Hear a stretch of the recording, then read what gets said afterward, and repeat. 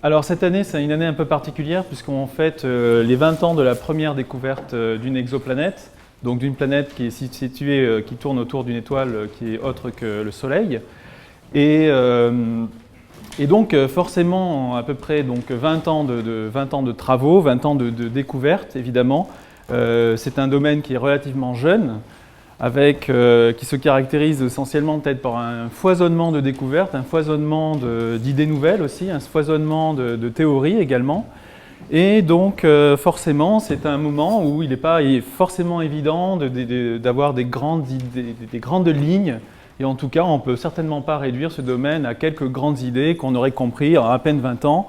Et donc, la façon dont j'ai structuré mon présentation qui s'appelait les exoplanètes, donc je l'ai mis un petit peu différemment, New Worlds Ahead, The Discovery of Exoplanets, avec cette idée que ça ouvre un domaine de recherche qui est très, très actif, avec plein de sous-domaines théoriques et observationnels, expérimentaux également, enfin au point de vue instrumental, qui est vraiment en train de démarrer. Donc ce que je vais faire dans cette présentation, c'est un petit peu essayer de faire une sorte de petit panorama, une sorte de promenade comme ça un petit peu dans ce qui s'est passé depuis les premières découvertes. Regardez évidemment, dialoguer avec les modèles de formation, regarder s'il y a des choses qu'on arrive à comprendre, des grandes idées qui se dégagent. Donc j'aborderai un petit peu la partie détection, parce que c'est essentiellement, évidemment c'est une science où on détecte des objets qu'on ne connaissait pas, donc il faut bien regarder à quoi ils ressemblent, regarder les propriétés de ces exoplanètes en regard avec les modèles de formation, regarder éventuellement les propriétés qu'on arrive à connaître sur ces exoplanètes. Je parlerai aussi des planètes qui sont peut-être éjectées de leur système planétaire, je parlerai de la fréquence des exoplanètes et après je ferai un petit retour vers le système solaire et parler peut-être, enfin voilà, vous verrez. Donc, et comme je l'ai dit, donc, on va commencer, on commence par le système solaire, on finira par le système solaire. Donc ça, c'est un peu la carte postale du système solaire. Et comme je l'ai mis ici, c'est un petit peu la carte postale qu'on connaissait avant 1995. On la connaît toujours comme ça, je vous rassure, 95. Mais on pensait comprendre beaucoup de choses sur la répartition des planètes telles qu'elles sont dans le système solaire. En particulier, on voit que vous avez des petites planètes rocheuses qu'on appelle planètes telluriques qui sont plutôt proches de l'étoile. Quand vous éloignez un petit peu, vous avez des planètes géantes, gazeuses. Et quand vous éloignez un petit peu, vous avez toujours des planètes géantes par rapport à la Terre, mais elles commencent à être plus petites et de structures un peu différentes, parce qu'elles vont contenir pas mal de glace, alors que ces planètes géantes vont contenir essentiellement de l'hydrogène, avec un peu d'hélium. Voilà. Donc on comprenait ça bien, donc avant la première découverte d'exoplanètes, puisque en fait, si on regarde ce scénario très simple de formation planétaire, où à partir d'une sorte de nuage moléculaire, on arrive comme ça à un disque aplati en raison de la rotation, et donc en allant très vite ici, on arrive à former progressivement des sortes de planètes qui vont former un système aplati comme ça. On comprenait très bien la disposition des planètes, puisque si on regarde par exemple dans ce disque un peu primordial, ce disque protoplanétaire, effectivement, plus on est loin et plus on a de la matière, et donc progressivement on peut former des planètes plus grosses ici. À partir d'une certaine ligne ici qu'on appelle la ligne des glaces, et j'en reparlerai tout à l'heure, la ligne des glaces, tout ce qui est gazeux ici, ou tout ce qui est, tout ce qui est de l'eau ou du méthane, etc., va geler, et donc vous allez avoir des objets qui vont être un petit peu, des objets qui vont former les planètes, qui vont être un petit peu de sorte de boules de neige. Et les boules de neige, évidemment, ça va essentiellement bien s'agglomérer, ça va apporter de la masse par rapport à de la matière qui est plutôt sèche ici. Et donc, nécessairement, on va pouvoir former des planètes plus grosses de ce côté-là. Et donc, on n'avait pas de problème avec le système solaire, pas de problème particulier pour expliquer que chaque planète s'était formée in situ, c'est-à-dire en fait, à partir de sa position initiale, avait aggloméré une certaine partie de matière et était resté à sa place. Donc voilà, tout se passait bien. Sauf que en 1995, donc dans évidemment un des papiers les plus fameux, des deux Suisses, Michel Mayor et Didier Queloz, qui ont fait des observations à l'Observatoire de Haute-Provence, donc évidemment en France, ils ont mis en évidence un objet, parce qu'ils étaient très prudents, un objet qui était en gros par rapport à son Soleil dans l'orbite de Mercure, donc très proche, et qui avait visiblement la taille d'une planète géante. Donc ici vous avez la courbe de vitesse radiale, j'y reviendrai tout à l'heure. Là c'est l'effet Doppler de l'étoile qui bouge. Et donc si on regarde un petit peu cette disposition, donc voilà cette fameuse planète découverte, à peu près la moitié de la masse de Jupiter, mais à une distance extrêmement faible de l'étoile. Donc là vous avez une représentation d'artiste. la période de cette planète, c'est 4 jours autour de l'étoile. Quelque chose comme Jupiter en 4 jours autour de l'étoile. Donc ça, je fais un petit saut dans le temps, mais en gros, il aura fallu les détections d'exoplanètes par d'autres méthodes pour que enfin tout le monde soit convaincu que c'était bien une exoplanète et que ce n'était pas des pulsations d'étoiles bizarres, évidemment. Quand cette planète a été détectée, ça a donné une foule de nouvelles théories de pulsations d'étoiles, etc., pour expliquer un signal de vitesse radiale comme ça, en pensant que plutôt que c'était par exemple l'enveloppe de l'étoile qui pulsait. Donc évidemment, ça s'est révélé être la première exoplanète autour d'une étoile normale, c'est-à-dire une étoile comme le Soleil. Donc si on regarde un tout petit peu un bref historique ici, on se rend compte, donc première planète, celle dont je viens de parler, c'est 1995, première planète autour d'une étoile normale. Juste avant, il y avait eu des planètes détectées, des corps de masse planétaire détectés autour d'un pulsar, je reviendrai un petit peu tout à l'heure, avec une histoire probablement différente, puisque les pulsars, c'est des étoiles mortes, qui se sont, on en a parlé plus tôt dans la journée, mais ce sont des corps planétaires, de masse planétaire, donc considérés comme moi je les considère vraiment comme des vraies détections de planètes, si on considère que c'est des objets suffisamment massifs, etc. Donc ensuite, vous avez des détections, les premières détections par les différentes méthodes. Donc ce qui est intéressant, c'est qu'à partir de 1995, quand on découvrait une exoplanète, on était content. Une exoplanète par an, on était content, on avait fait des grands progrès. Donc ça montre un petit peu la difficulté technique, bon, ça c'est pareil dans tous les domaines de la science, mais les exoplanètes, c'est vraiment pas quelque chose de facile à détecter.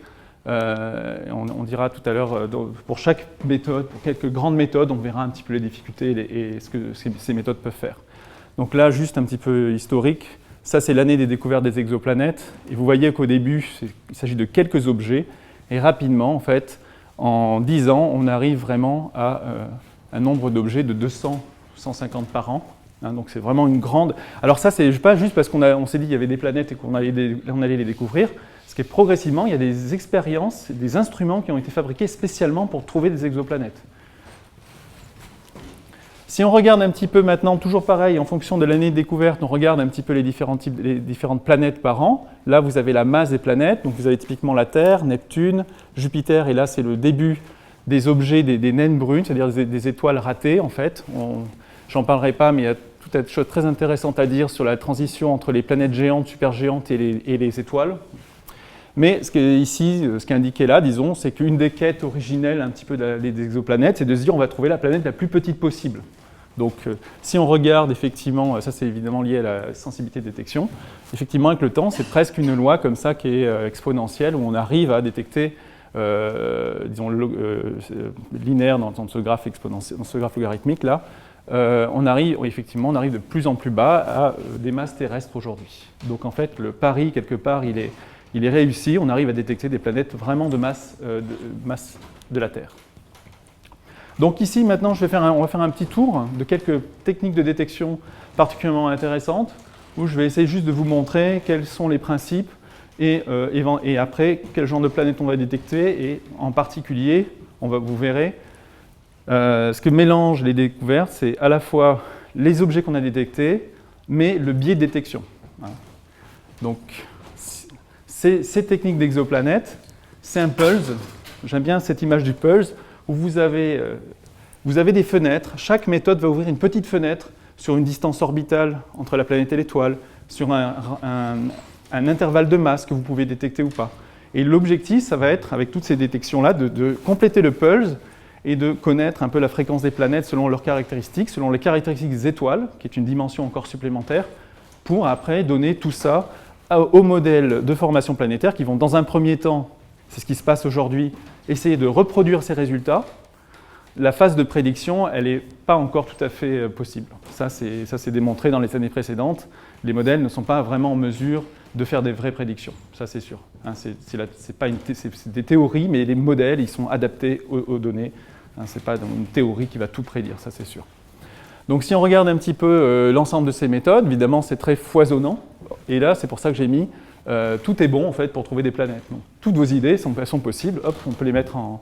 Alors il y en a qui marchent plus ou moins bien, mais tous les phénomènes physiques possibles, il n'y a pas de nouvelles physiques dans les exoplanètes, c'est assez évident, mais tous les phénomènes physiques sont mis à contribution pour détecter des exoplanètes. Donc aujourd'hui on a à peu près 2000 exoplanètes détectées, et les quelques méthodes que je vais vous passer en revue rapidement, Ça va être la des méthodes des vitesses radiales, qui a été la première méthode historiquement à trouver des planètes, ici. La méthode des transits, ici, voilà, qui simplement, je vous dirai tout à l'heure, méthode de transit, l'imagerie directe, faire une photo d'une exoplanète, la méthode des micro-lentilles gravitationnelles, et quelques mots sur l'astrométrie et le chronométrage des pulsars. Donc ça, tous ces nombres de planètes, ils changent beaucoup selon les instruments. Si vous avez un satellite qui part dans l'espace, et bien subitement, vous faites exploser le nombre de planètes. Donc tout ça, ça fait vraiment partie de l'histoire. Alors, première méthode qu'on va utiliser, c'est qu'essentiellement, c'est des méthodes indirectes. C'est-à-dire, on essaie de regarder une étoile, et l'étoile va être influencée dans son mouvement par la planète, hein, c'est très simple. Et on va essayer de voir comment bouge cette étoile. Donc une des méthodes qui a été mise en place au début, qui n'était pas été mise en place du tout pour détecter des exoplanètes, c'était d'abord pour étudier les étoiles binaires et après pour détecter des naines brunes. Et après, quand on s'est aperçu qu'avec les nouveaux spectrographes, en particulier le spectrographe échelle, on s'est aperçu qu'on pouvait avoir des précisions très grandes, on a dit peut-être on pourrait détecter des exoplanètes. Mais c'était pas, il faut voir que dans toutes ces méthodes d'exoplanètes, il n'y en a pratiquement aucune qui a été vraiment réfléchie au début pour détecter des exoplanètes. Les exoplanètes, on pensait que c'était vraiment hors de portée. Donc ici, on a un effet Doppler, donc l'étoile tourne autour du centre de gravité avec la planète, et donc on a typiquement comme ça une vitesse radiale qui dépend des éléments orbitaux. Et donc cette amplitude de vitesse radiale qui est donc l'amplitude de ce qu'on voyait tout à l'heure, ici, là, voilà, c'est exactement ça. Voilà. Celle-là, elle va contenir une information directe sur la masse de la planète, sa période. La période, évidemment, c'est la période qu'on mesure directement sur la... c'est pas une sinusoïde, souvent c'est des formules plus complexes. Mais en gros, ce qui est intéressant, c'est qu'ici, on va être sensible à la masse. En plus, c'est proportionnel, donc c'est assez intéressant. Le problème, c'est qu'en particulier, ici, c'est que ça va être la masse fois le sinus de l'inclinaison. Donc la planète, elle est dans un plan, comme ça, vous avez votre étoile, et vous ne connaissez pas le plan. Vous avez une dégénérescence entre la masse et ce plan d'inclinaison. D'accord ? Donc les premières exoplanètes qu'on a détectées, notamment la planète que j'ai montrée tout à l'heure, en fait, on ne connaissait pas bien le plan d'inclinaison. Mais en moyenne, on se rend compte que statistiquement, vous avez peu de chances que l'orbite soit comme ça, et que la plupart du temps, l'orbite est à peu près comme ça, jusqu'à 45 degrés, 50 degrés, vous avez une très grande probabilité d'observer ça. Donc longtemps, les premières détections, c'était du m fois sinus, hein, et c'était vendu pour de la masse. Bon, alors, il se trouve qu'après, ça marche très bien, sauf quelques cas très spéciaux où les planètes devenaient une naine brune. Bon, c'était très spécial. Voilà. Donc là, typiquement, dans cette formule, vous avez une idée des biais de détection, parce que plus ce terme, la masse sera petite, et plus l'amplitude sera petite, et donc plus ça va être noyé dans le bruit, etc. Et donc on peut comprendre facilement comme ça les diagrammes de détection. Alors, voilà. Donc juste un mot là sur la façon dont on fait ça. Donc on observe un spectre de l'étoile, on crée un spectre de référence au laboratoire, enfin dans l'observatoire plus exactement, donc là c'est des choses avec des précisions extrêmes. Hein. Et historiquement on mettait une cellule d'iodine qui a plein de raies d'absorption, et ça permettait que la lumière de l'étoile soit elle-même traverse cette cellule, et donc on arrivait à faire la calibration comme ça entre les raies spectrales. Une façon que les gens font plus maintenant. Moi, je ne travaille pas là-dessus, je dis « on », mais excusez-moi, mais c'est parce que je prends le domaine en général, hein, mais ce n'est pas moi qui travaille exactement sur ça. Il y a une lampe au thorium ici, on fait un spectre simultané, puis on essaie de regarder comment le spectre bouge. Si vous faites ça avec quelques raies spectrales, vous avez absolument, évidemment, aucune chance de montrer l'effet Doppler. C'est trop faible. Donc ce qu'on fait, c'est qu'on prend comme ça un spectre, les deux spectres, et on fait une corrélation croisée, en fait. Et à partir de cette fonction de corrélation croisée, on arrive à connaître la vitesse V0 d'oscillation, la vitesse d'oscillation de l'étoile. Donc en fait, en réalité, ça correspond à une super raie spectrale qui correspond à une sorte de mise en commun de toutes les raies spectrales. Et en faisant ça, vous pouvez arriver, c'est ce qui se fait maintenant, à des précisions, en intégrant sur le temps et en regardant les valeurs moyennées, à des précisions de l'ordre de 10 cm par seconde. Donc vous êtes capable de voir une étoile qui bouge à 10 cm par seconde par rapport à vous. Ça, c'est vraiment après, évidemment, avoir intégré suffisamment longtemps, etc. Donc voilà, c'est le genre de précision auquel on arrive. Donc là, je vous montre un exemple que j'aime bien, même s'il est un peu ancien, c'est le trident de Neptune. Vous voyez tout de suite. Donc c'est un article qui était paru dans Nature il y a quelques années déjà. Et donc, vous voyez une courbe, alors une courbe réelle où il y a 3 planètes, donc vous avez toutes ces courbes compliquées.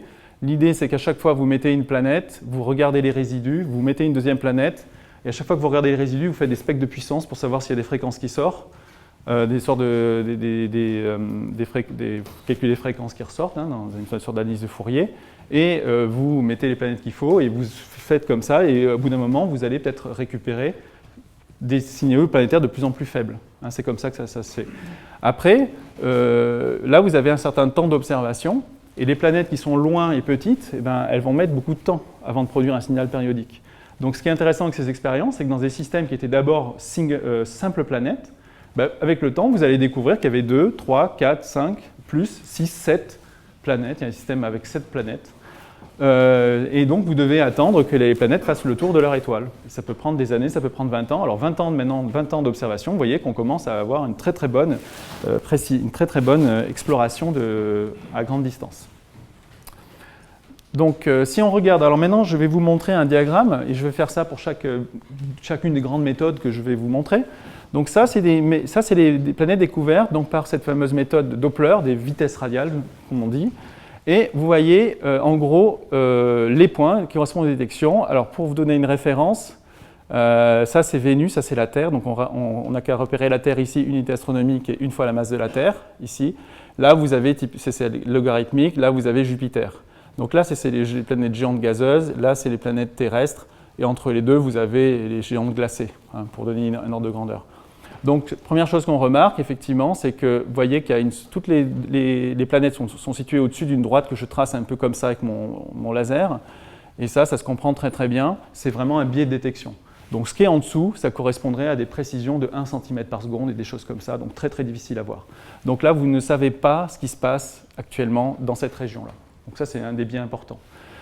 Alors, pour les planètes, les fameux Jupiter chauds, cette fameuse planète de Jupiter qui tournait très proche, donc on va regarder très proche de l'étoile, 1 centième d'unité astronomique, ici, donc à quelques centièmes d'unité astronomique, on arrive vers des masses de type Jupiter, Jupiter 318 fois la masse de la Terre, donc là vous avez toute une population de ces fameuses Jupiter chauds.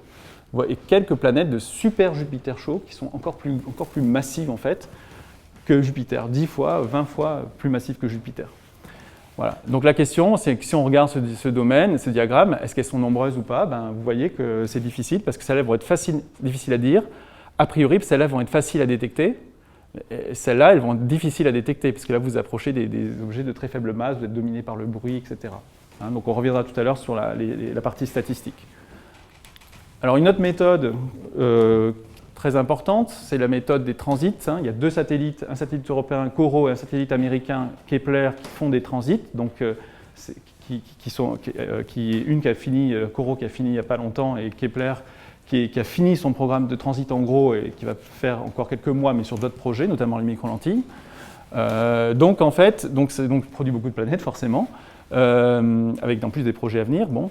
Donc là, c'est une planète simplement qui passe devant son étoile, et pour simplifier, donc vous avez comme ça une baisse de luminosité, et en caractérisant cette baisse de luminosité, vous avez accès directement au rayon de la planète si vous avez bien caractérisé l'étoile.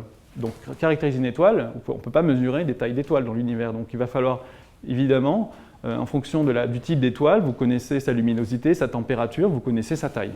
Donc tout ça derrière, il y a beaucoup de choses qui sont cachées pour pouvoir faire des bonnes mesures. Donc 1% si vous avez Jupiter qui passe devant le Soleil, 0,01%. Alors là, si c'est la Terre. Voilà. En pratique, on verra quelques applications tout à l'heure, mais on peut faire des choses beaucoup plus intéressantes parce qu'en fait, une planète, elle a des phases comme ça, et donc elle va montrer plus ou moins de choses selon qu'elle passe comme ça dans le transit, c'est cette partie-là, et c'est ce qu'on va appeler l'éclipse secondaire. Et en particulier, vous voyez que là, vous avez une partie de la lumière qui va être réfléchie sur l'atmosphère par l'étoile, par la planète, parce que toutes les planètes géantes en particulier, elles ont beaucoup de nuages, c'est connu sur Jupiter, on voit bien tous ces nuages qui bougent, tout ça.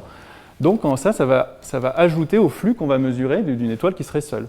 Donc si on regarde ce petit diagramme flux en fonction du temps, et le temps, il faut le voir comme quelque chose qui fait le tour comme ça, on voit que quand on est au niveau du transit, la planète elle est complètement sombre en gros, et donc elle passe devant, donc vous avez une grosse diminution de luminosité. Et quand la planète fait le tour, au bout d'un moment, vous voyez la lumière de l'étoile plus la lumière qui est réfléchie par la planète, donc ça augmente, vous voyez qu'on a l'impression que ça augmente.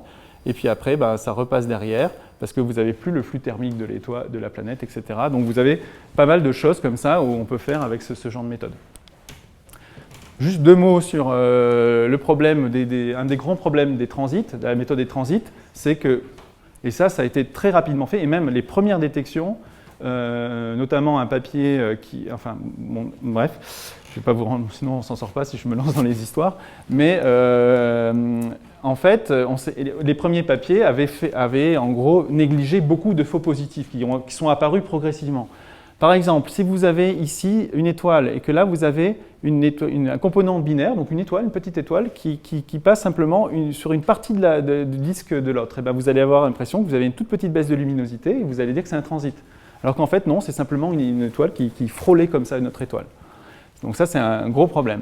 Un autre problème, c'est que là, vous avez une étoile naine rouge, et ça, c'est les plus petites étoiles, donc à peu près un dixième de la masse du Soleil, c'est les plus petites. Et en fait, ce qu'il faut savoir, c'est que les étoiles les plus petites, elles ont la même taille qu'une planète géante et qu'une naine brune. Donc vous avez une sorte de, si vous regardez la densité de ces objets, en fait, c'est constant pratiquement entre une super Jupiter et une naine brune. Donc vous ne pouvez pas dire la masse va augmenter, mais le rayon il va rester constant. Et donc si vous avez ça, la question, zut, est-ce que c'était une planète, est-ce que c'était une naine brune, est-ce que c'était une étoile qui passait devant? Donc vous devez avoir une confirmation de ce qui est passé devant. C'est le problème. Là, vous avez d'autres cas où vous avez un transit. Vous avez un transit d'un objet massif, par exemple une étoile naine encore, mais là, vous avez un autre objet d'arrière-plan qui augmente le flux général. Donc la diminution relative due à l'objet qui transite, elle va paraître plus faible qu'elle n'est vraiment. Parce que vous avez augmenté le flux général, donc la relative va diminuer. Et donc, vous avez l'impression que vous détectez une planète. Là, vous avez la même chose, cette fois-ci, pour pas un objet d'arrière-plan, mais vraiment une binaire qui tourne comme ça autour. Bon, les transits, en gros, ça va correspondre à seulement 10%. Donc, ça veut dire que si on veut faire des transits, il faut absolument avoir... ça, c'est pas complètement... il y a des choses... voilà, je l'ai dit ici, d'accord. Donc, ce qu'on veut, c'est avoir une mesure d'effet Doppler, parce que l'effet Doppler, il est très bien, parce qu'il vous donne le M sinus I. Mais en fait, la probabilité que vous ayez un transit, vous imaginez un petit point comme ça, et vous devez vous situer en gros dans le plan de transit. Si vous bougez un tout petit peu de quelques degrés, miniature, vous bougez un tout petit peu le plan, et hop, vous ne voyez plus la planète qui passe devant. Parce que l'étoile, elle est évidemment de très faible diamètre angulaire. Donc dès que vous voyez un transit, vous êtes sûr que le plan, il est vraiment vers vous. Donc vous avez sinus I égale 1, donc vous mesurez la masse exactement. Donc vous mesurez le rayon et la masse, vous avez tout et vous êtes sûr d'avoir bien détecté une planète. Donc c'est pour ça que toutes les détections par transit demandent cette mesure de vitesse radiale. En réalité, on peut faire des choses beaucoup plus subtiles comme les transit time variation, c'est-à-dire en gros, si vous avez plusieurs planètes qui transitent, eh bien elles vont s'affecter l'une ou l'autre dans le moment où elles vont passer devant la planète, et ça va vous permettre de donner directement la confirmation que c'est des transits, voire vous donner la détection d'une autre planète dans le système, mais qui ne transite pas, mais qui va produire ces changements sur les temps de variation. Donc ça, c'est très très fort, et actuellement, pour cette méthode des transits, c'est la méthode la plus précise, les TTV, la plus précise pour mesurer les paramètres des étoiles. Et ça, c'est très récent. Ça, c'est vraiment depuis peut-être un an ou 2 ans maximum. Astrométrie, j'en dirai un mot tout à l'heure. Donc, parmi les planètes détectées par transit, donc c'est la partie verte, je l'ai mis ici, et vous voyez qu'en 2014, un énorme comme ça, beaucoup de détections de planètes par transit avec le satellite Kepler. Et ces objets-là, ils ont une particularité, c'est qu'en fait, c'est des objets pour lesquels on observe beaucoup de transits. Donc si on calcule la probabilité d'un transit, on ne peut pas savoir si c'est ce qui a transité. Si on en observe 2, on est sûr que c'est un transit pour le coup. Parce que la probabilité que vous ayez 2 faux positifs dans la même étoile est extrêmement faible. Donc ça, c'est plutôt un point de vue probabilistique, de probabilité, qui permet dans ce cas-là de trancher et de confirmer ces planètes. Donc il y a plein de façons de confirmer des planètes. Je ne vais largement pas en faire le tour. Mais c'est comme ça qu'ont été détectées, et avec cet avantage que ça a donné à peu près 800 ou 900 planètes multiples qui vont pouvoir tester des problèmes de dynamique, par exemple, au sein de ces systèmes. J'en dirai un mot tout à l'heure. Si on regarde les détections, il est très très clair, si je passe ici une unité astronomique, la distance Terre-Soleil, ici, je me rends compte qu'elles sont toutes très très très proches de l'étoile. Ça, c'est une raison très simple, c'est que si vous essayez de faire une planète qui transite, si elle est très proche, vous avez beaucoup de chances qu'elle passe sur le plan où vous regardez, Puis dès que vous éloignez un peu, la probabilité est beaucoup plus faible, si on imagine qu'elles sont uniformément réparties sur la sphère. Donc ça, c'est assez évident, les transits, et ça, c'est quelque chose qu'il faut avoir en tête, ne détectent des planètes que très proches de leur étoile. Par contre, on peut descendre à des masses très faibles. Vous voyez, ça c'est une masse de la Terre, on peut descendre à des objets sub-masse terrestre, et c'est ce qu'on fait aujourd'hui. Voilà. Là, vous avez une accumulation, encore une fois, de ces fameux Jupiter chauds. Hein. Mais ça, vous voyez que comme on n'a aucune idée de ce qui se passe là, il va falloir faire un peu de travail pour pouvoir donner l'abondance de ces objets. Alors, l'imagerie directe, c'est une méthode qui s'est développée encore plus récemment. Et il y a des instruments spéciaux qui ont été développés pour faire ces observations-là. L'idée, c'est de prendre une image en fait, d'une exoplanète. Donc, on va se placer sur les grands télescopes. Évidemment, le futur, ce sera le EELT qui a déjà été mentionné tout à l'heure par Yannick. L'Extremely Large Telescope de 30 mètres. Ce sera, voilà. Donc, il y a un télescope qui a fait ses premières lumières il y a très peu de temps, le Gemini Planet Finder, qui a été construit pour voir des exoplanètes vraiment en particulier. Et ces grands observatoires vont demander évidemment des télescopes avec un large diamètre, parce qu'il faut collecter beaucoup de lumière. D'accord. Alors après, il y a d'autres avantages évidemment sur la précision, mais ce n'est pas le principal. Le principal, c'est collecter de la lumière. Vous avez des systèmes d'optique adaptative. Ça, c'est pour corriger la turbulence, évidemment, la turbulence de l'atmosphère. Vous êtes obligé de faire ça parce que vous voulez obtenir une résolution très importante, et en particulier un centrage sur l'objet que vous observez excellent. Hein, je vous montrerai tout à l'heure pourquoi. Donc voilà. Et c'est ça la grande chose importante, c'est qu'il faut des masques et des coronographes, des masques de phase et des coronographes, qui vont vous permettre d'utiliser les interférences lumineuses, en gros, pour essayer d'annuler les objets brillants qui ne vous intéressent pas, c'est-à-dire les étoiles, et récupérer les planètes. Donc si on regarde, donc là ah oui, donc si je reviens ici, donc là en gros vous avez un télescope parfait, etc., qui produit sa figure de diffraction, et vous voulez observer la petite planète qui est là. Vous voyez que là c'est un cas en plus idéalisé, etc. Elle est dure à voir. Donc ce qu'on veut, c'est se débarrasser en fait de tout ce flux-là qui est dans les ailes de cette figure de diffraction pour voir la planète.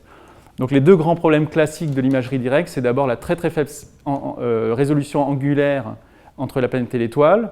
Et donc là, peut-être ça ne vous dit pas grand-chose ces unités. Donc unité astronomique, ça évidemment c'est un système planétaire qui est vu par distance Terre-Soleil, qui est vu à... donc là, vous multipliez en gros par 3 pour avoir des années-lumière. Je ne sais pas si ça vous parle beaucoup plus. Mais en gros, l'idée c'est que dès qu'on commence à s'éloigner un petit peu, hein, on est quand même dans la banlieue du Soleil ici, ben, tout de suite vous avez des objets qui sont séparés de moins d'une seconde d'arc. Alors une seconde d'arc c'est simple, quand vous regardez un télescope vous voyez les images, en gros une seconde d'arc c'est la taille des pics des étoiles. Une étoile apparaît comme ça, comme une sorte de bosse, et une seconde d'arc c'est typiquement. Si vous voulez si vous avez un grand télescope comme ce que j'ai montré tout à l'heure avec l'optique adaptative, vous allez obtenir une dixième de seconde d'arc, hein, et ça vous donne la précision des meilleurs télescopes avec optique adaptative. Si vous voulez descendre vers des objets de l'ordre de la milliseconde d'arc, là vous êtes embêté, il va falloir faire des choses un peu plus subtiles. Donc, deuxième grand problème, c'est le fameux contraste entre la planète et l'étoile. Donc ici, vous avez les corps noirs du Soleil, par exemple. Là, vous avez le corps noir d'émission, le corps noir d'émission de Jupiter, par exemple en violet. Et ça, vous avez en fait la réflexion sur l'atmosphère de Jupiter du corps noir du Soleil. Hein, c'est les mêmes ici, mais ils sont beaucoup plus faibles, évidemment, parce que vous avez un certain albédo géométrique, là. Et donc, la question, c'est, on voudrait bien détecter soit la lumière émise intrinsèquement par le Jupiter qui est chaud, soit éventuellement, pourquoi pas, hein, tout est bon à prendre, je vous l'avais dit dès le début, hein, tout est bon à prendre, on voudrait détecter la lumière qui est réfléchie par l'objet réfléchie par l'objet. Donc on se rend compte immédiatement que les contrastes sont très très très grands ici, et donc on aura tendance à regarder effectivement vers les longueurs d'onde courtes, vers les longueurs plutôt vers l'infrarouge, hein, à quelques microns, pour essayer de diminuer ce contraste. Et ça tombe bien parce que c'est là où l'optique adaptative marche bien, etc. Donc c'est pour ça que la plupart des objets sont observés là. Mais vous avez toute cette partie-là est très intéressante parce que vous allez pouvoir observer par exemple si la planète a des nuages ou pas.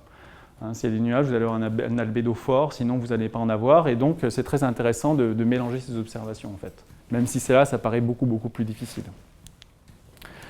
En deux mots, le principe, parce que je veux juste souligner un point important de ces de ces types de coronographes. Donc le principe de base, c'est le principe de Liot, où en gros vous avez, ça s'appelle aussi le contraste de phase, hein, pour ce genre de choses, où là vous avez un stop, donc la lumière de l'étoile qui arrive sur l'axe, elle converge pile sur un stop, sur un cache, et donc on l'enlève. Ensuite, plus loin, on met ce fameux Liot stop qui fait tout l'intérêt, où là, toute la lumière qui est diffractée sur le tour, on l'enlève à son tour, et donc on dégage quelque part autour du centre, on est en train de dégager ici de la place pour mettre une planète, tandis que la planète elle-même, étant donné qu'elle est hors axe, elle ne passe jamais par ce fameux masque, et donc elle garde sa fonction, sa fonction de lumière tout le temps, et elle va pouvoir apparaître comme un point ici. Donc ça, c'est le principe vraiment de base. Le problème de ce principe, c'est que là, on arrête la lumière complètement. Et ça fait une grosse perte de lumière. Donc actuellement, et ça, quand je dis actuellement, c'est vraiment depuis 1 ou 2 ans, hein, vraiment. Et à tel point que le télescope, le successeur du télescope Hubble, qui s'appelle James Webb Space Telescope, intègre un coronographe de ce type, mais avec une version qui est antérieure à celle-ci, par exemple, que je vais vous présenter en 2 mots ici, tout simplement parce que la technologie n'existait pas il y a quelques années. Donc ça, c'est vraiment des choses extrêmement récentes. Alors ici, par exemple, on va se dire qu'au lieu de mettre un masque qui arrête toute la lumière, on va mettre autre chose, on va mettre quelque chose qui transmet la lumière, mais qui a des propriétés optiques assez intéressantes. Donc ici, c'est un exemple qui s'appelle le vecteur vortex. Alors là, pour ceux qui font de l'optique, ils seront contents de regarder ça en détail. Moi, je ne vais pas expliquer en détail, mais si ça vous intéresse, vous pourrez regarder. En fait, en faisant comme ça un réseau de traits qui sont inférieurs à la longueur d'onde, on arrive à sélectionner certaines modes des ondes. Et l'idée générale, pour simplifier, c'est que là, par exemple, vous avez le champ électrique d'une onde qui arrive, qui est une onde circulaire, n'importe, comme ça. Et en fait, le champ électrique, il va être changé comme ça. Là, quand il va passer de ce côté-là, il va être orienté comme ça, mais il va toujours être orienté selon ce cercle, en fait. Hein. Et donc, l'idée générale, c'est que si vous regardez l'onde qui va résulter à la fin, eh bien, en fait, alors ça peut faire plusieurs fois le tour, le petite flèche peut faire plusieurs fois le tour, plusieurs fois 2π, mais en tout cas, ça fait toujours un nombre entier de fois 2π. Et quand vous additionnez ça, ça veut dire que toute l'onde qui était là-dedans, elle va donner 0 ici, sur l'axe.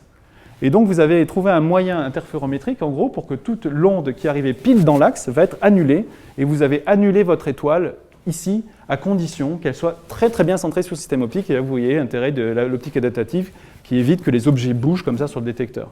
Donc, avec un système, vous avez vraiment combiné les ondes pour les annuler. Donc ça, c'est beaucoup plus fort, évidemment, que le simple cache photométrique. Et donc, le principe est le même avec le Liot stop, toujours, ça c'est même un théorème, il faut qu'il n'y ait rien ici théoriquement. Et donc là, sans ça, vous avez en gros une grosse tâche, et là vous avez tout annulé. Et là, vous avez un exemple absolument frappant.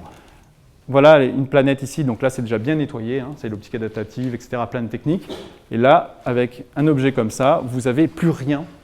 Et ça, c'est une image qui, il y a même 5 ans, qui était difficile à imaginer. On voit que la planète et l'étoile a complètement été annulée par le système. Donc, alors, une détection assez intéressante. Vous voyez qu'ici, la technique était pas tout à fait encore très bonne. Donc, vous avez encore un reste d'étoiles, mais vous observez clairement 4 points qui sont 4 planètes détectées autour de cet objet à relativement grande distance. Vous voyez que c'est 20 unités astronomiques. 20 unités astronomiques, hein, Jupiter c'est 5, après ça fait 10, 20, 30, etc. Donc, vous êtes proche probablement de Neptune. De Uranus. Et en fait, évidemment, il va falloir attendre que ces objets ils bougent sur plusieurs années pour vérifier que c'est des planètes, que ce n'est pas un objet d'arrière-fond, bien sûr. Hein, donc il faut attendre un petit peu. Donc là, vous avez d'autres exemples. Et ça, Fomalhaut B, très intéressant pour les astronomes, parce que c'est une étoile bien connue des astronomes amateurs, par exemple. En fait, très visiblement, l'étoile qui avait été observée, c'était simplement des objets comme des gros corps, des astéroïdes, on pourrait dire, qui se cognent entre eux, et en se cognant, ils chauffent, ils émettent de l'infrarouge. Et donc, vous avez des objets brillants, mais juste parce qu'ils sont chauds et qui n'ont rien à voir avec des planètes. Donc vous voyez qu'il y a quand même beaucoup, et puis là vous avez plein de speckles, tout ça, qu'il va falloir distinguer des vrais signaux. Donc c'est pas forcément évident. Donc là, quelques objets, hein, c'est vraiment une technique qui est en train de se mettre en place. Quelques objets à grande distance, unité astronomique, plutôt à grande distance ici. Voilà. Et évidemment de grande masse, avec... voilà, je ne vais pas en dire plus. Ça compense ce qu'on avait tout à l'heure. Ça, oui, ça compense. Exactement, vous avez raison. Alors, Une autre méthode, qui est la méthode des micro-lentilles gravitationnelles, qui est un tout petit peu moins naturelle, mais comme vous avez eu un certain nombre déjà d'exposés sur les lentilles gravitationnelles, ça me facilite beaucoup, beaucoup la tâche. Donc là, vous avez une image de la galaxie, hein, qui n'est pas la nôtre, c'est une autre galaxie. En gros, l'idée, c'est que vous avez la Terre qui est située à peu près par là, vous avez une étoile, et l'idée, c'est d'utiliser l'effet de micro-lentilles gravitationnelles pour que les rayons qui viennent de cette étoile soient déviés au voisinage d'un système planétaire qui est là, ils reviennent vers vous, et l'idée, c'est d'utiliser cette méthode pour essayer de détecter tout ce qui passe comme ça sur une ligne de visée. Donc cette méthode, au début, elle a été mise en place pour un but pas cosmologique, mais disons pour déterminer justement la nature de la matière noire, quand on pensait qu'elle pouvait être sous forme baryonique. Et elle pouvait former un gros halo comme ça autour de la galaxie, et donc on observait les nuages de Magellan qui sont en dehors de notre galaxie, évidemment, c'est de petites galaxies satellites, et ça nous permettait de regarder tous les objets sombres autour, et s'il y avait des phénomènes de lentilles comme ça, donc en regardant plutôt vers là-bas, on aurait pu dire, on peut mettre comme ça Après, il se trouvait qu'il n'y avait pratiquement pas de matière noire sous forme de ces objets qu'on appelait les machos. Hein, d'accord, mais c'est comme ça que la méthode s'est détectée. Mais rapidement, il y a eu cette idée de regarder vers le centre de la galaxie, où là, vous avez une densité d'étoiles tellement grande que la probabilité qu'une étoile passe devant une autre devient très grande. Elle est tellement grande qu'elle est presque égale à 1 sur 1 million. Pour vous dire comme c'est grand. Donc c'est très faible.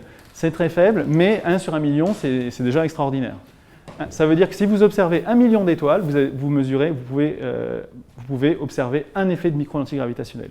Donc il faut bien voir que c'est intéressant, parce que les gens qui ont fait cette méthode, les astronomes étaient associés aux physiciens des particules, notamment au CEA, à Saclay, et donc les astronomes ont hérité du traitement de données massifs, d'abord sur plaque photographique, après par ordinateur. Ils ont hérité de ces expériences de traitement de données massives grâce à ces expériences de micro-lentilles, parce que c'est intéressant. Parce qu'avant, les gens faisaient objet par objet en astronomie. Hein, c'est souvent comme ça qu'on faisait. Là, il fallait voir des millions d'objets, donc il n'y a pas trop de choix, il fallait passer à des échelles plus grandes. Donc l'idée, en fait, c'est que quand vous êtes votre observeur ici, vous avez un objet qui passe devant un autre, les rayons sont déviés, et en réalité, il y a plusieurs observables. Il y en a une qui va m'intéresser pour cet exposé. C'est le fait que quand vous regardez la lumière qui est émise par cet objet, cette étoile d'arrière-fond, et bien en fait, on a l'impression que son flux augmente en fonction du temps quand l'objet passe devant, parce qu'en fait, ça joue comme une loupe. Comme c'est des champs faibles, pour le coup, là, c'est des champs faibles, donc vous avez une analogie avec l'optique géométrique, hein, tout simplement. Et donc, vous pouvez construire une lentille en plexiglas qui a exactement les mêmes propriétés que les propriétés gravitationnelles. C'est ce que je fais au Village des Sciences à Jussieu. Donc, si l'année prochaine vous voulez voir, vous pourrez passer. Et donc, pendant la fête de la science, évidemment. Donc là, vous avez une augmentation du flux apparente parce que vous avez plus de rayons qui viennent dessus. Vous avez aussi, par exemple, dans ce cas-là, vous avez la source qui passe en arrière-plan, la lentille qui est juste en avant-plan. Et cette source, en fait, si on arrivait à voir cette séparation qui n'est pas accessible au télescope parce qu'elle est trop faible, on verrait deux images ici. Ça, c'est Yannick Mélier, tout à l'heure, vous a montré le cas d'un anneau, mais à des échelles cosmologiques, d'accord ? Là, c'est des échelles à l'intérieur de la galaxie, c'est des échelles galactiques. Mais en gros, si cet objet-là était parfaitement aligné, vous observeriez aussi un anneau pareil ici. Sauf qu'on ne peut pas le voir à cause de la séparation trop faible. Donc ce qui est intéressant, je vais finir par... Ce qui est intéressant, c'est que si on regarde le temps typique pour les étoiles de la galaxie et leur dynamique dans la galaxie, on se rend compte que le temps typique de ce genre de phénomène, c'est de l'ordre de quelques semaines à quelques mois, voire quelques jours. Et donc c'est observable. L'arrivée des pics, la durée typique du pic, si on regarde typiquement cette durée-là. Et ça, c'est intéressant parce que rien ne nous disait que ça aurait pu avoir la bonne durée. Ça aurait pu être quelques microsecondes ou quelques milliers d'années. Dans l'univers, tout est possible. Et il se trouve que c'est bien. Et il se trouve encore plus... Alors là, je ne l'ai pas mis peut-être. Non, j'aurais dû le mettre. Il se trouve aussi que ça, c'est l'échelle typique, vous voyez, angulaire du phénomène. Si vous êtes loin, vous allez, cette image, la source va exactement être égale à une seule image et la petite image elle va disparaître, vous n'avez plus d'effet de micro-lentille. Et cette distance-là, c'est la distance caractéristique angulaire du phénomène, ce qu'on appelle l'anneau d'Einstein. Et si vous mettez des objets à peu près à mi-distance entre le centre de la galaxie et nous, et que vous mettez dedans typiquement des masses solaires, vous vous rendez compte que la distance physique de cet anneau, c'est de l'ordre de quelques unités astronomiques. Et qu'est-ce qu'on trouve à quelques unités astronomiques des étoiles ? On trouve des planètes. Donc ça tombe vraiment, vraiment, vraiment bien. Et là, je pourrais vous faire une liste complète des coups de chance. Là, c'est deux coups de chance énormes pour lesquels on est capable d'observer ces effets de micro-lentilles. Si on rajoute, là je vous ai parlé d'un seul corps, si on vous rajoute un deuxième corps, dans ces cas-là, c'est un petit peu plus compliqué parce que vous avez des caustiques gravitationnels. Alors c'est un petit peu, les caustiques normales, c'est une sorte de lieu d'accumulation de lumière. Ici, c'est une idée que si on projette sur le plan du ciel, donc perpendiculaire à la ligne de visée, on projette la trajectoire de l'étoile source, en considérant par exemple que la lentille est fixe et elle est composée de deux corps ici, il y a deux corps, ben vous avez ces zones brillantes qui correspondent à des zones où l'amplification va être particulièrement importante. Donc si on regarde au début l'objet qui se déplace dans ces zones plutôt sombres là, elle ne voit pas l'autre planète parce qu'elle ne voit pas l'acoustique. Et quand elle passe par l'acoustique, vous avez une augmentation comme ça de flux lumineux. Hein. Et donc ça veut dire aussi que cette planète, elle est située là. Et vous ne pouvez pas dire que la planète est passée devant, la toile sourde est passée devant la planète, elle est passée devant cette caustique qui est créée effectivement par ces deux masses. Voilà, donc vous avez différents types de caustiques ici, en fonction des rapports de masse, en fonction des séparations. Hein, voilà. Donc si vous avez ici, par exemple, dans un cas, vous avez une caustique qui est faite par une étoile double, donc un rapport de masse égal à 1, deux objets de même masse. D'accord ? Si vous avez une étoile qui passe devant, ben vous allez avoir une courbe de lumière ici, c'est-à-dire le flux en fonction du temps. Voilà, quand vous passez devant ces caustiques, ben ça va faire des pics, on s'y attend. Mais malheureusement, si par hasard, les objets peuvent passer n'importe où, évidemment, vous allez avoir toute une possibilité de sources qui passent comme ça. Vous ne pouvez pas savoir. Et donc, vous allez obtenir plein de courbes possibles différentes et il va falloir retrouver, à partir de cette courbe-là, que c'était une étoile binaire comme ça. Mais si la source était passée là. Mais si la source est passée là, vous auriez obtenu celle-là. Donc, autant vous dire qu'on ne peut pas faire de modèle inverse direct. Ça, c'est juste impossible, c'est évident. Mais ça donne beaucoup de caractéristiques de courbes de lumière. Alors du point de vue, donc là je mentionne aussi du point de vue observationnel parce que c'est assez particulier, étant donné que vous avez un événement qui ne se répète pas, bon il y a beaucoup d'événements qui ne se répètent pas dans l'univers, les supernovas et des choses comme ça, hein, c'est pas pour ça que ça sont moins intéressants, au contraire. À partir d'un seul télescope, vous avez plein de trous et si vous avez des signaux planétaires, ben, vous les ratez, donc ce qu'on fait c'est qu'on met en place un réseau de télescopes comme ça, qui suivent en permanence et en continu ces événements de micro-lentilles et ça c'est typiquement actuellement le nombre de télescopes qui suivent en temps réel ces courbes de lumière avec plein de collaborations. Et si vous regardez le nombre d'événements qui ont été détectés dans les années un peu pionnières, 50 événements par an en 2008-2011. Oulala, qu'est-ce que j'ai mis? C'est 2000. Je me suis complètement trompé là. En fait, ça doit être 2005-2008, je pense. En tout cas, les premières expériences étaient de l'ordre de 51 événements donc ça commençait dans les années 95, hein, pour vous donner une idée. Entre 95 et 2000, c'était de cet ordre-là. Voilà, hein, 95 et 2000, pour avoir une idée. À partir de 2002-2009, 600 événements par an, et depuis 2011, on est à 3000 événements de micro-lentilles par an. Donc 3000, donc de choses comme ça.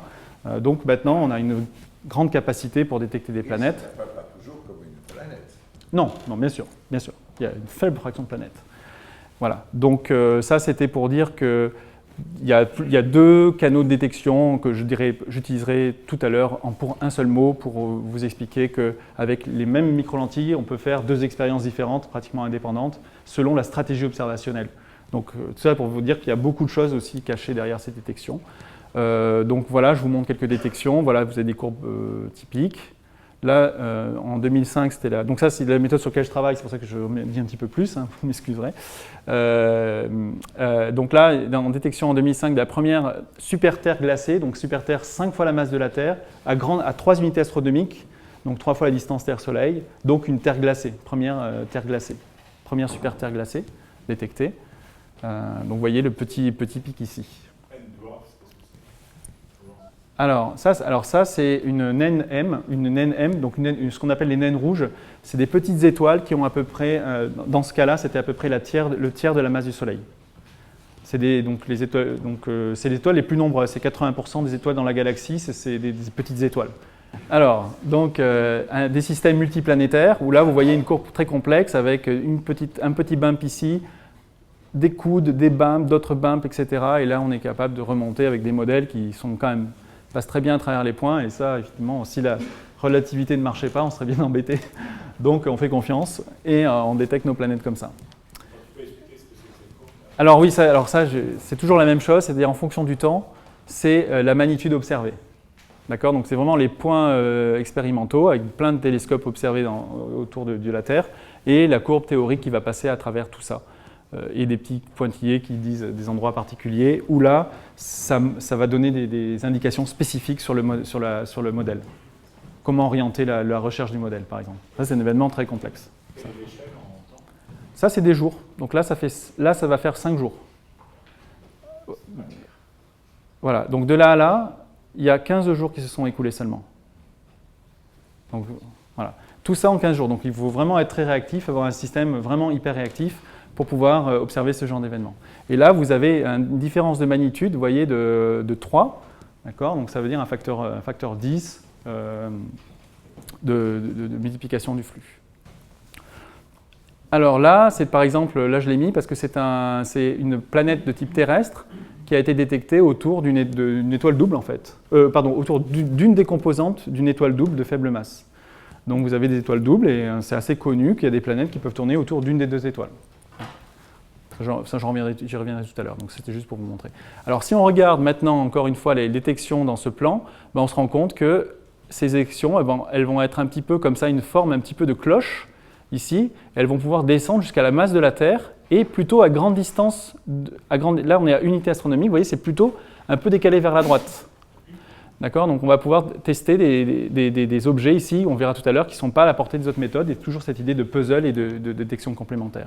Alors juste un petit clin d'œil, Einstein en 1936 a écrit les équations de ce phénomène de micro-lentilles galactiques, et en fait, il ne voulait pas faire l'article, et finalement c'est un collègue qui l'a incité fortement, et il n'a pas pu s'empêcher de conclure l'article en disant qu'il y avait très peu de chances d'observer ce fameux phénomène dont je vous viens de parler, 3000 événements par an, et que ça allait probablement rester dans des effets très curieux. Et donc, plusieurs fois on a entendu aujourd'hui qu'effectivement en astronomie, en quelques dizaines d'années, des choses totalement improbables qu'on ne pensait jamais faire, et ben on arrive à les faire maintenant, en exoplanètes et en micro-lentilles gravitationnelles par exemple aussi. Donc ça c'est toujours assez amusant.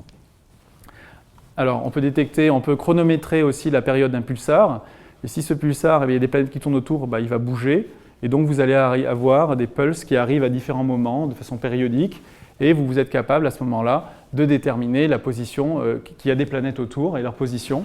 Et donc, dans ce cas-là, par exemple, il y a 3 petites planètes qui ont été détectées autour de ce pulsar, de très faible masse, donc inférieure de la Terre, voire jusqu'à la Lune, et ce qui est intéressant, c'est qu'elles sont dans un plan, et qu'il y en a même 2 qui sont en résonance 3,2.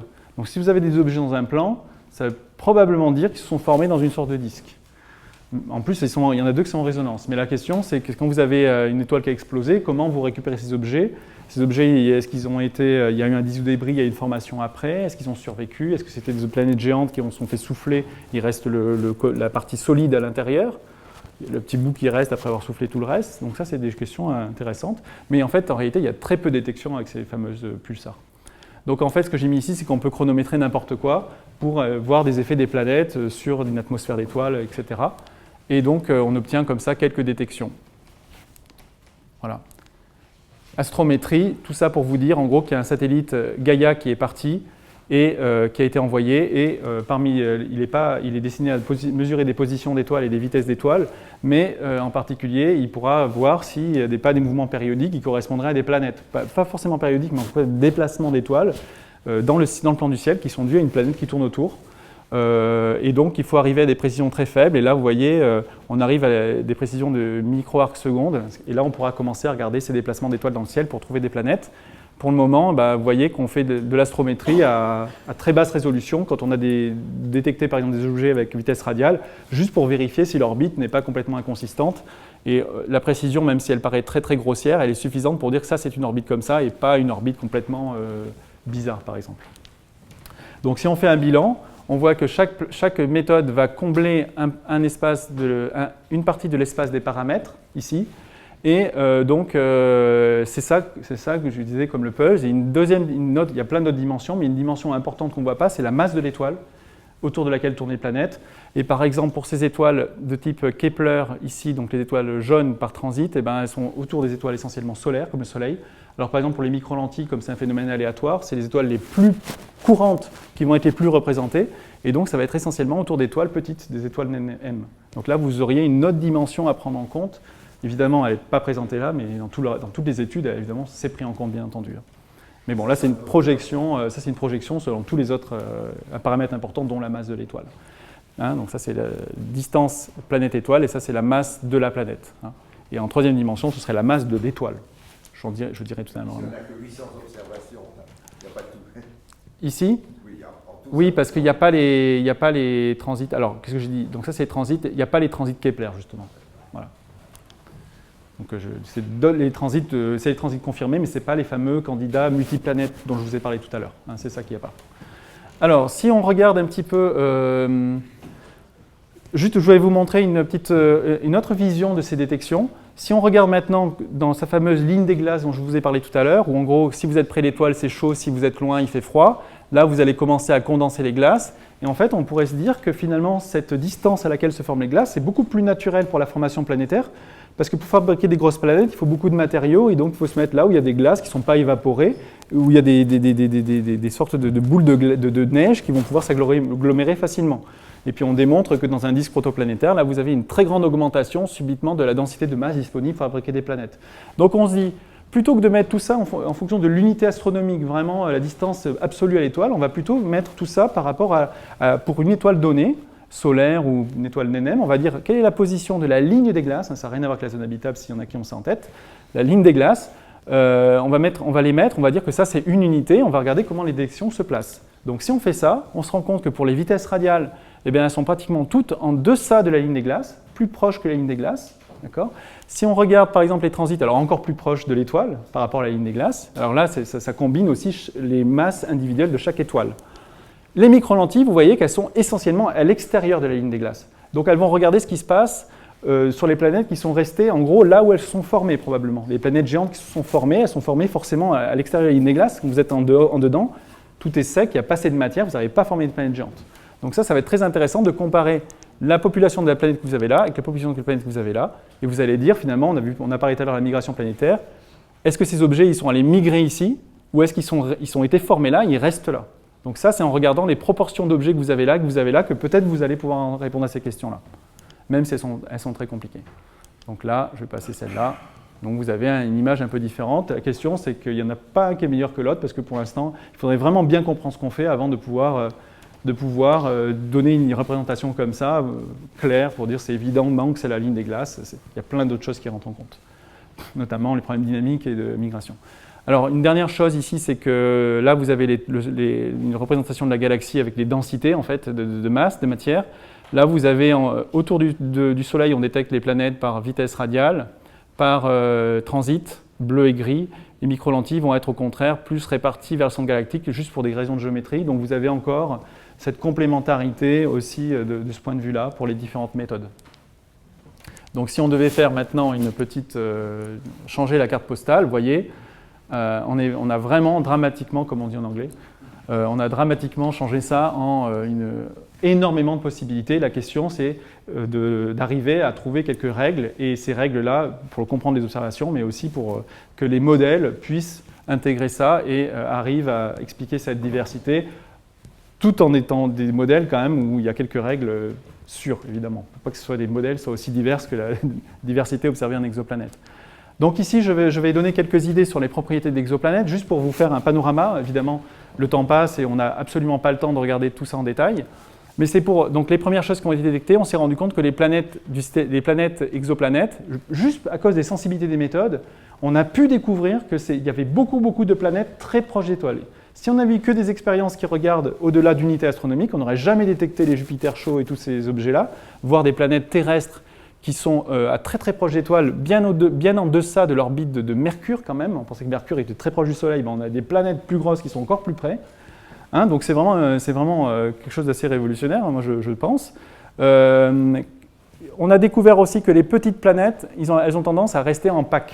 Les petites planètes se forment, et quand il y en a souvent beaucoup. En moyenne, il y en a 2 à 4.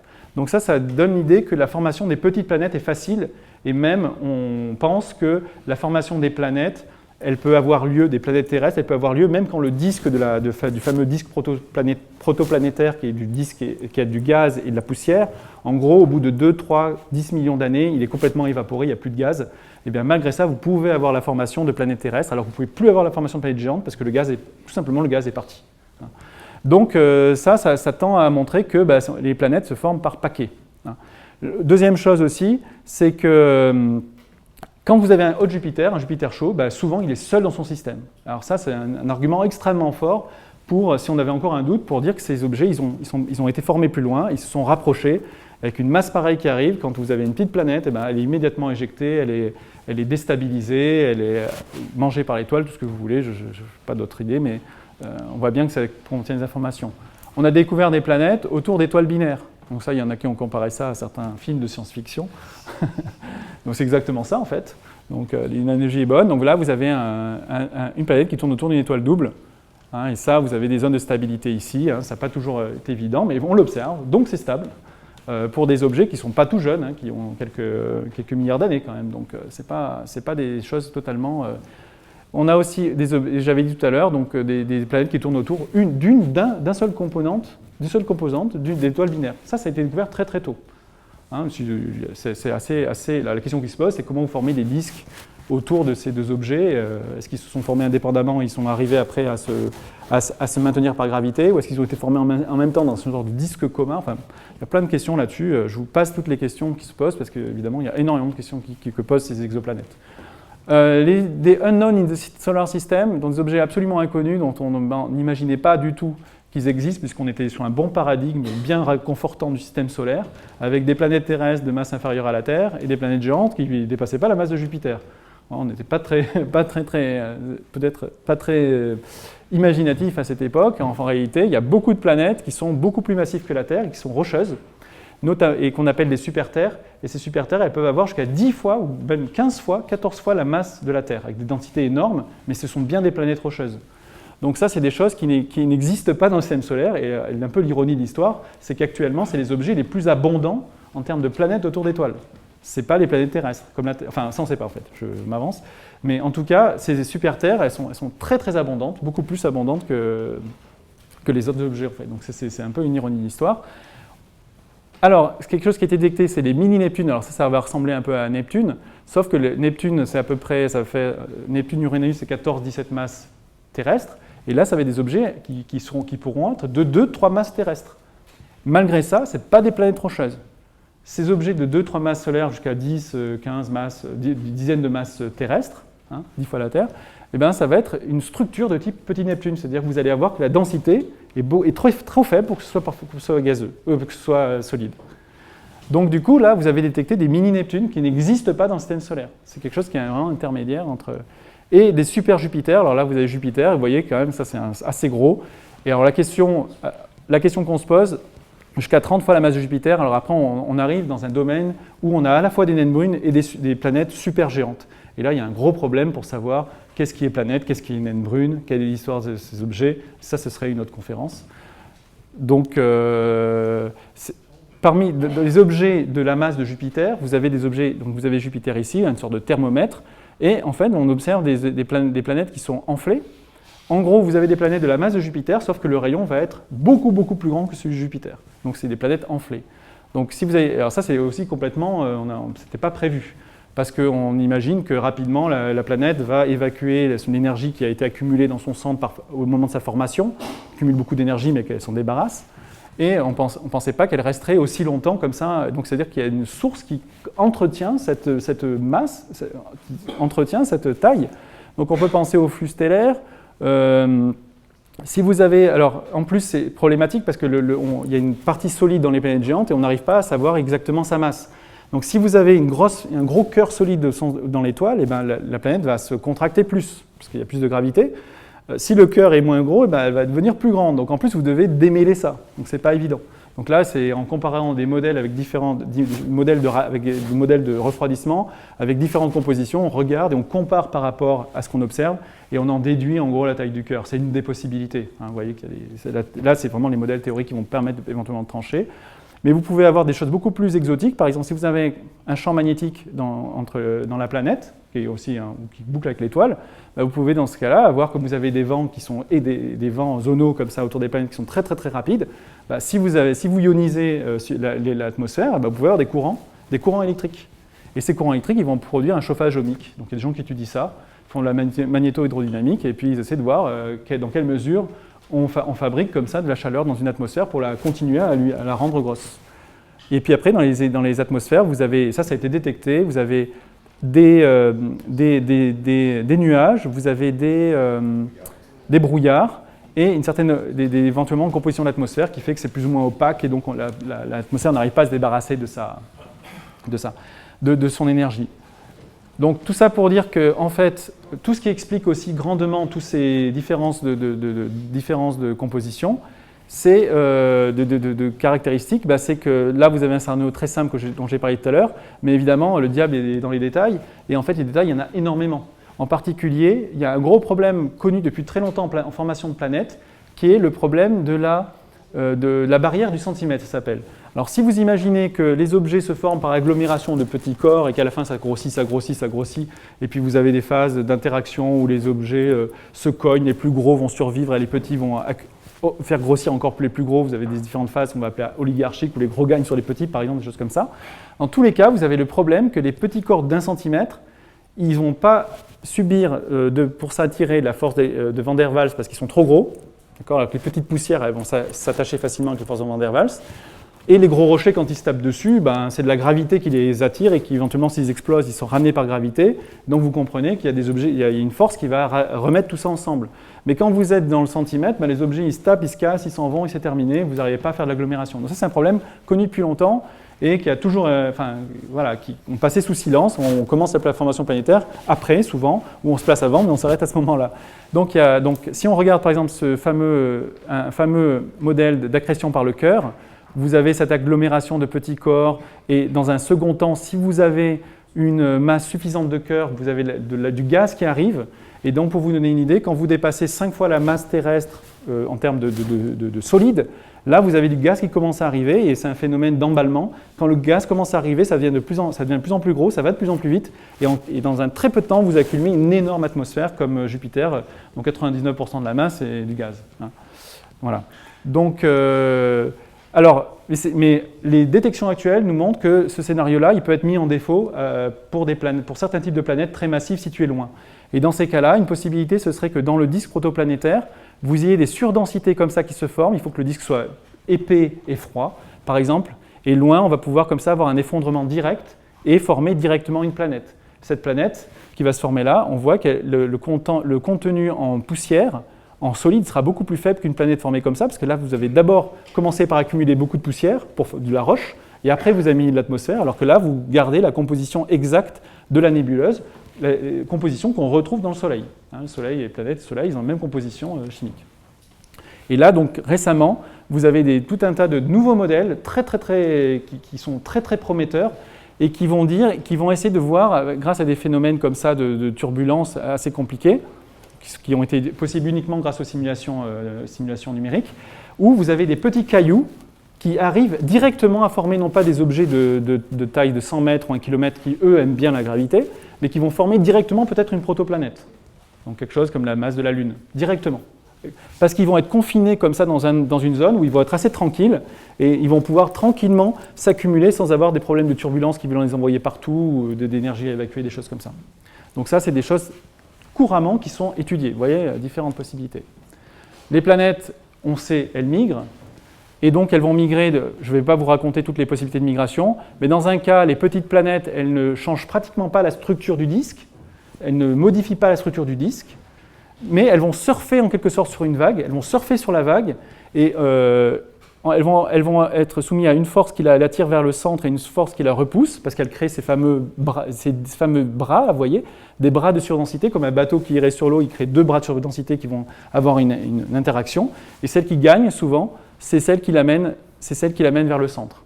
Il y a plein de variations autour de ces modèles de migration, mais l'idée c'est que là, cette migration va aller très très vite. Si vous avez une planète rocheuse, vous risquez de la perdre en quelques 100 000 ans, vous risquez de la perdre dans l'étoile. Donc après, il y a plein de phénomènes qui peuvent intervenir. Par contre, si vous avez cette planète-là qui commence à devenir très grosse, une planète de type géante, eh bien, elle va commencer à avoir une très forte influence sur le disque, elle va carrément faire un trou dans le disque, elle va faire un creux, un anneau, ou déplété de matière, et là, c'est le temps visqueux du disque qui va intervenir, c'est-à-dire que le gaz, tranquillement, il tombe vers l'étoile, la planète, elle est bloquée comme ça dans son disque, et donc elle va beaucoup, beaucoup plus lentement, et là, vous pouvez former votre planète géante tranquillement, sans avoir besoin qu'elle se forme ici. Là, c'est un problème dynamique. Là, vous avez largement le temps. Alors là, hop, voilà, vous avez, donc ça c'est un des scénarios, l'accrétion par le cœur, où malgré sa simplicité, vous avez beaucoup de possibilités, et on sait que dans les phases à la fin des systèmes planétaires, et ça on le voit dans le système solaire, sur les cratères d'impact qu'on observe sur la Lune et sur les autres planètes, on arrive à déterminer quelle était la fréquence des bombardements sur les planètes du système solaire, et on sait que dans le système solaire, par exemple, il y a des bombardements géants. Un de ces bombardements fameux, ce serait celui qui a produit la Lune, avec un corps qui tape dans la Terre et qui éjecte la matière qui reforme la Lune. Et ça, il faut les prendre en compte dans la partie dynamique. Quand le gaz est parti, c'est un jeu de billard à n corps. La gravité, elle fait ce qu'elle veut. Et donc, vous pouvez avoir des choses très chaotiques. Alors là, alors en plus, vous avez différents types de migration. Là, ce que je vous ai montré, c'est une planète qui va migrer tout en récupérant, en fabriquant son atmosphère. Ça, c'est ce qu'on a vu tout à l'heure, ce serait typiquement la migration, plus tard, le disque s'en va. Maintenant, vous avez d'autres types de migration, vous voyez, je fais un panorama. Vous avez des phénomènes où, par exemple, la planète va d'abord grossir tranquillement à sa place, sans migrer beaucoup, pour des raisons X, Y, Z, voilà. Et évacuation du disque, mais après, vous pouvez avoir des phénomènes typiquement de Kozai, où vous échangez avec d'autres planètes de l'excentricité par de l'inclinaison, d'accord, et ou des interactions entre planètes, et hop, vous arrivez comme ça à 2 Jupiter chauds. Voilà. Donc, alors, ce qui est intéressant, et là je ne vais pas du tout insister évidemment, c'est que vous êtes en mesure, avec certaines observations qu'on appelle l'effet de Rossiter-McLaughlin, c'est que vous êtes capable, quand vous mesurez un transit, si vous mesurez la vitesse radiale, vous êtes capable de savoir si l'étoile tournait dans le plan de l'orbite ou pas. Et donc ça va vous donner des idées sur le mécanisme qui était à l'origine de ça. Donc, alors là, je vais continuer un petit peu dans le panorama, mais en allant un peu plus vite quand même. Donc, si on regarde la densité des planètes, on se rend compte en fait qu'il y a une très grand éventail de densités possibles. Pour une même masse, vous avez des planètes qui sont très grandes ou très petites. Là, vous avez un facteur 2 dans le rayon d'une planète par rapport à sa masse, et là, vous avez jusqu'à un facteur 5. Donc, vous pouvez vous amuser comme ça à dire, ici, vous avez la masse de la planète, vous pouvez vous dire, je fabrique une planète qu'avec de l'eau, donc alors, vous connaissez la densité de l'eau, la pression, etc. Et vous allez dire, dans ces cas-là, si cet objet tombe là, il sera fabriqué que d'eau. Mais vous pouvez vous amuser un peu plus en mettant des structures en oignon, en mettant du gaz, de la roche.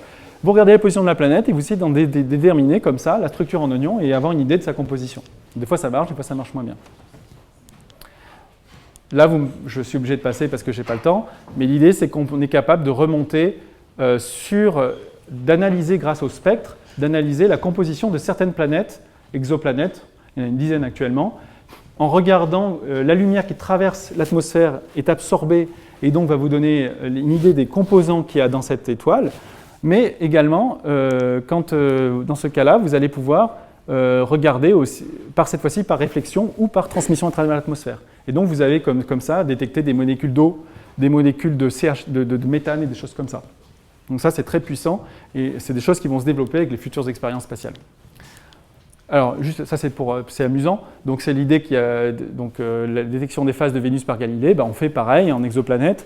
Donc là, vous avez un transit. Vous reconnaissez les transits primaires, l'éclipse secondaire quand la planète se passe derrière. Donc là, il y a une vue d'en haut, mais en fait, on voit que tout passe évidemment dessus, bien sûr. Et donc, ce qu'on remarque, c'est qu'en fait, quand vous êtes là, vous n'observez pas cette partie donc, qui fait froid. Et puis là, vous observez la phase jour. Et hop, comme ça, vous avez votre transit. Et donc, vous êtes capable de dire, sur la phase jour, il fait 1200 Kelvin, et sur la phase nuit, il faisait 1000 Kelvin. Donc, si vous regardez l'émission thermique de la planète.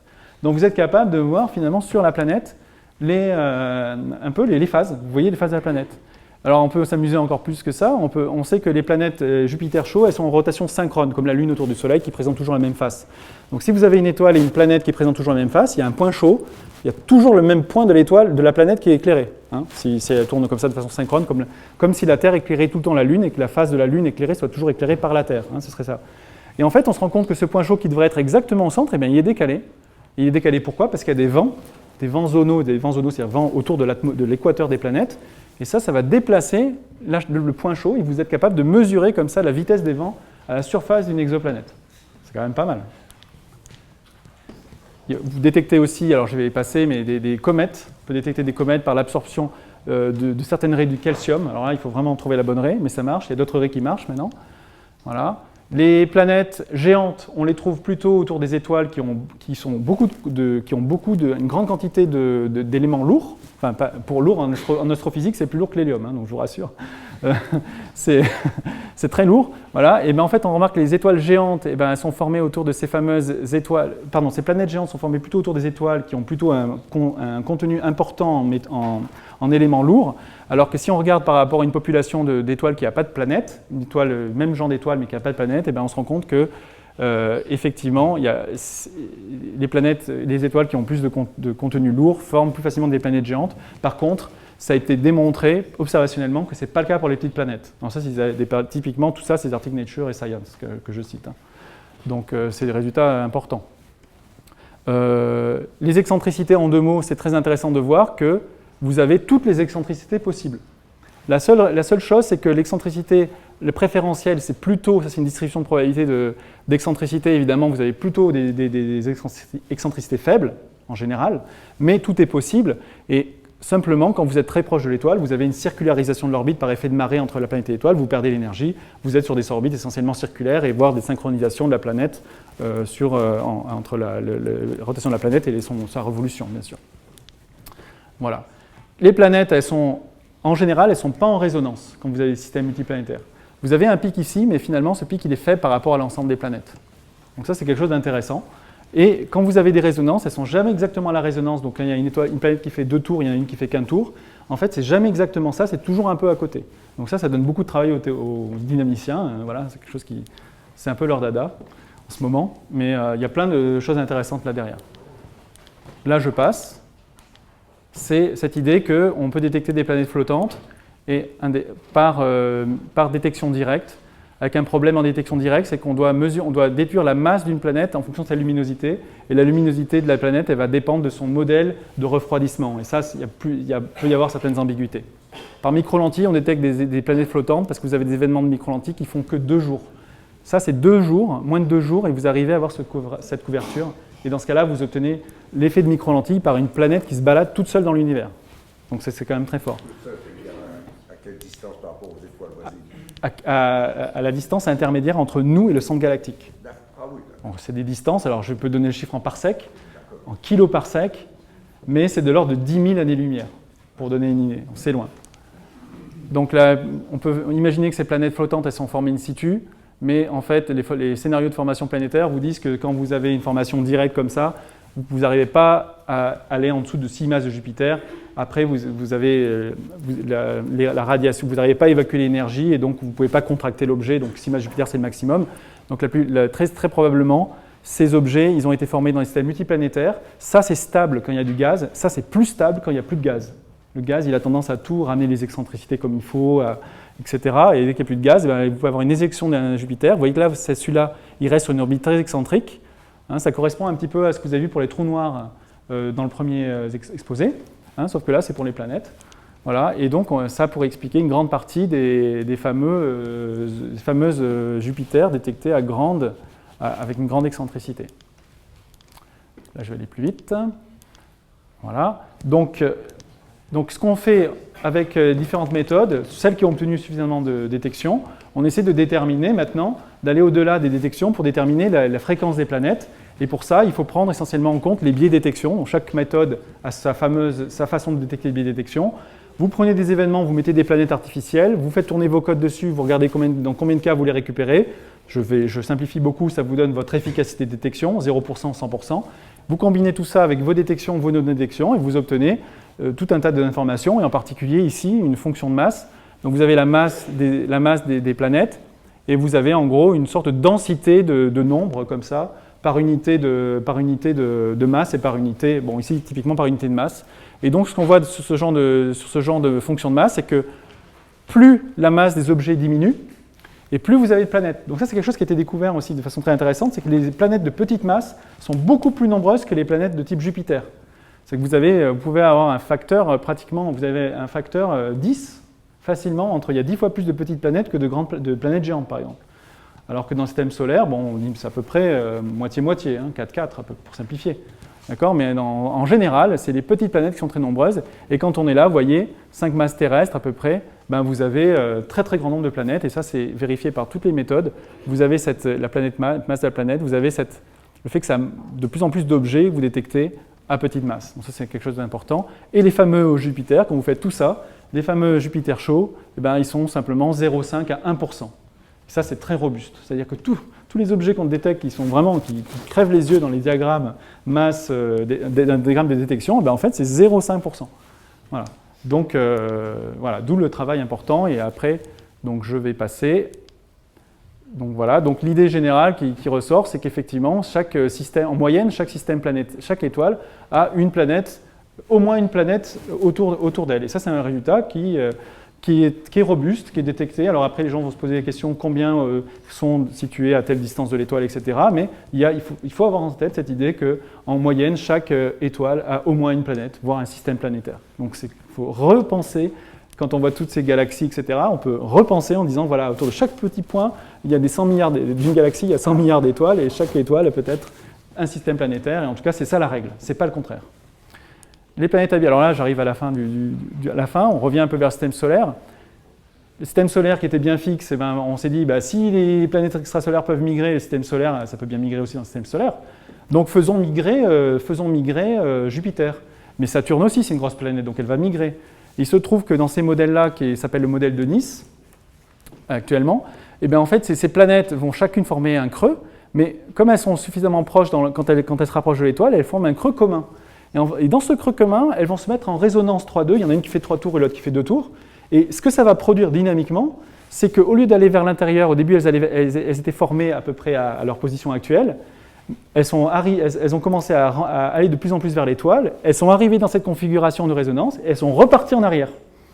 Et en repartant en arrière, donc on les voit ici, elles étaient d'abord là, elles se rapprochent, hop, elles repartent en arrière comme ça, et en repartant en arrière, eh ben, elles vont déstabiliser tout un tas de planétésimaux, d'astéroïdes, faire venir des astéroïdes, des planétésimaux qui étaient très loin et qui contenaient beaucoup d'eau, et vont alimenter comme ça les planètes internes, qu'on appelle aujourd'hui les planètes internes, alimenter les planètes internes dans ces astéroïdes pleins d'eau, et donc pourrait être une des sources qui fournit l'eau à la Terre. Et donc on voit que si on n'a aucune idée a priori que les Jupiter et Saturne ont migré ou pas dans le système solaire, un des grands problèmes, c'est comment l'eau est venue sur la Terre, parce que quand la Terre s'est formée, c'était un peu chaud quand même. Donc toute l'eau s'est complètement évaporée. Il a bien fallu, après cette phase de formation, ramener l'eau. Mais le dégazage d'eau n'aurait pas suffi. Et donc on a pensé aux comètes, mais dans ce modèle-là, les astéroïdes sont une très grande source d'apport d'eau sur la Terre. Voilà. Donc ça, du coup, voilà. Donc l'idée d'utiliser tout ce qu'on sait sur la planétologie, etc., aussi pour essayer de bien comprendre ces systèmes planétaires. La zone habitable. Évidemment, la Terre, on sait que c'est une planète habitable, donc on est bien content que ça tombe dans cette zone-là. Là, vous avez différents types d'étoiles. Les étoiles solaires, elles sont là. Les petites étoiles naines rouges dont je vous ai parlé, elles sont là. Plus, évidemment, l'étoile est brillante, plus vous êtes loin pour que l'eau reste à l'état liquide. Ça, c'est la zone de l'état liquide. Et ça, c'est une zone, ce qu'on appelle une zone minimale. C'est-à-dire qu'en fonction des caractéristiques de la planète, si elle a un gros effet de serre ou quoi, vous allez pouvoir être plus ou moins loin, tout en gardant de l'eau, parce que si vous avez un gros effet de serre, vous allez pouvoir garder de l'eau même si vous êtes très loin. Après, vous avez tout un tas de mondes super habitables qui sont dans des configurations certaines fois dynamiques particulières et qui vont avoir des endroits où ils vont pouvoir, dans des conditions très particulières, conserver de l'eau quand même.